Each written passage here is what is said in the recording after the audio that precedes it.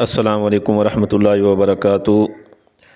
استاد محترم حضرت مولانا فہیم صاحب یوسف زئی رحمۃ اللہ علیہ جو آج 11 جنوری 2024 کو انتقال فرما گئے ہیں، اور ان کا آج عشاء کے بعد رائے گنج مرکز کے اندر جنازہ ہے۔ مولانا فہیم صاحب جو ہمارے استاد تھے، ان کے حالات زندگی کے بارے میں کچھ بات کرنی ہے۔ آپ کی پیدائش سابقہ مشرقی پاکستان ضلع راجشاہی کے مقام پر 15 مارچ 1964 کو ہوئی تھی۔ کم عمری ہی میں ہجرت کر کے آپ لاہور والدین کے ساتھ تشریف لے آئے تھے۔ حضرت استاد محترم کی ابتدائی تعلیم انہوں نے لاہور میں حاصل کی۔ لاہور کے انجینئرنگ کالج میں داخلہ لیا اور بطور ہونہار طالب علم ہر جگہ اور ہر امتحان میں نمایاں کامیابی سے سرفراز ہوئے۔ شروع میں ہی ان کو مصوری سے عشق تھا۔ حضرت استاد محترم کی زندگی دعوت و تبلیغ کے تاثیر کی زندہ اور حیرت انگیز مثال تھی۔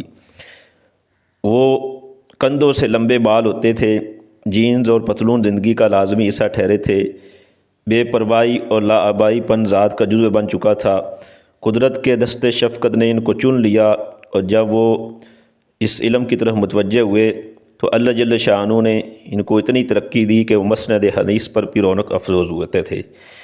نگاہیں محبت اور ادب سے ان کا طواف کرنے لگ جاتی تھیں۔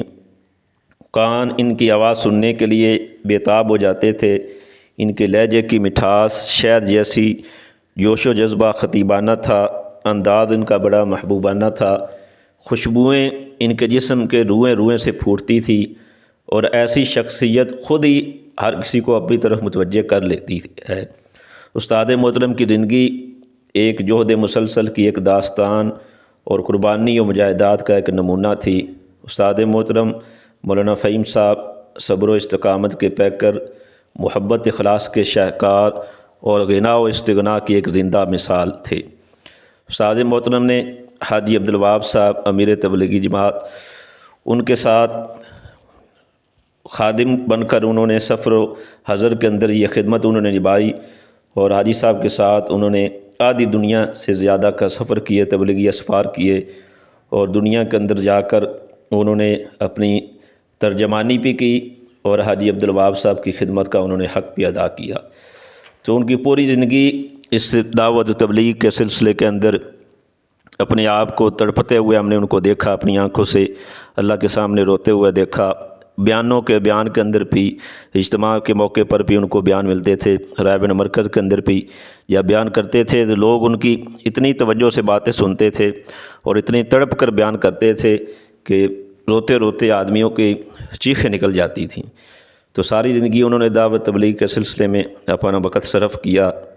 آج ان کی روح پرواز کر گئی ہے، اللہ کے پاس پہنچ چکے ہیں۔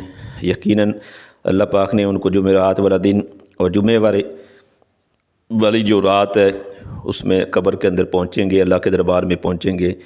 اللہ کی ذات سے دعا ہے کہ اللہ تعالیٰ ہمارے استاد محترم مولانا فہیم صاحب کو کرور جنت الفردوس میں اعلیٰ مقام دے، اور اللہ جل شانہ ان کو اپنی طرف سے بہتر بدلہ دے، اور ہمیں بھی اللہ جل شانہ ان حضرات استاد محترم کی زندگیوں پر کے مطابق چلنے کی توفیق دے۔